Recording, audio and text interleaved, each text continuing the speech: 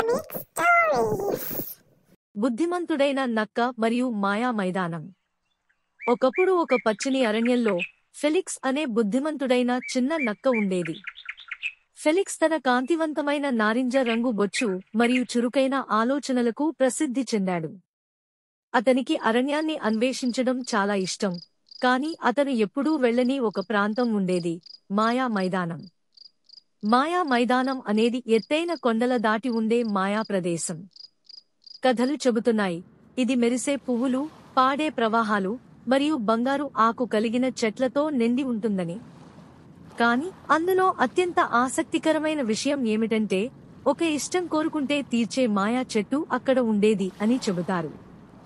ఒక తెల్లవారుజామున ఫెలిక్స్ మాయా మైదానం చూడాలని నిర్ణయించుకున్నాడు. కొన్ని బెర్రీలు మరియు నీటితో కూర్చున్న సంచి సర్దుకుని అతను ప్రయాణం ప్రారంభించాడు. ప్రయాణం సులభం కాదు. అతను ఒలకలాడే చెక్క దాటాడు, ఎత్తైన కొండలు ఎక్కాడు, మరియు అతని బెర్రీలను దొంగిలించడానికి ప్రయత్నించిన ఒక తిక్క గడ్డెపెట్టెను కూడా మోసం చేశాడు. చివరికి ఫెలిక్స్ మాయా మైదానానికి చేరుకున్నాడు. అది అతను ఊహించిన దానికంటే అందంగా ఉండింది. పువ్వులు వర్ణరూపాల వర్ణాలలో మెరిసేవి, మరియు గాలి మధురమైన సుగంధాలతో నిండి ఉంది. కాని ఫెలిక్స్ ఎక్కువసేపు చూడకుండా మాయా చెట్టును వెతికే పనిలో పడ్డాడు. కొన్ని గంటలు తిరిగిన తర్వాత అతను సూర్యకాంతిలో మెరిసే బంగారు ఆకులతో ఉన్న ఎత్తైన చెట్టును చూశాడు.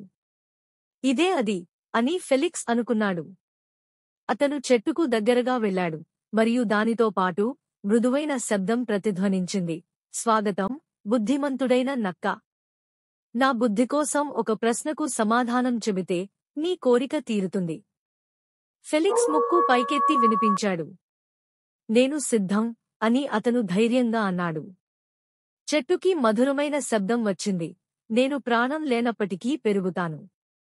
నేను ఊపిరి తీయలేను, కానీ గాలిని అవసరముగా పొందుతాను. నేను ఎవరు? ఫెలిక్స్ బాగా ఆలోచించాడు. తన స్నేహితులు చేసిన క్యాంప్ ఫైర్ గాలితో మాత్రమే కొనసాగుతుందన్న విషయం గుర్తొచ్చింది. చిరునవ్వుతో అతను సమాధానం చెప్పాడు, అగ్ని. చెట్టు ఆకులు ములములకాయి, మరియు ఫెలిక్స్ చుట్టూ ఒక వెచ్చని కాంతి అలముకుంది. నిజమే, ఫెలిక్స్. నీ కోరిక ఏమిటి? ఫెలిక్స్ ఒక క్షణం ఆలోచించి, మాయా మైదానం ఎల్లప్పుడూ అందంగా, సురక్షితంగా ఉండి అన్ని జంతువులకు ఆనందం కలిగించాలి అని అన్నాడు. చెట్టు ప్రకాశం వెలిగింది. నీ కోరిక మంచి ఒకటి, ఫెలిక్స్. అది నెరవేరుతుంది.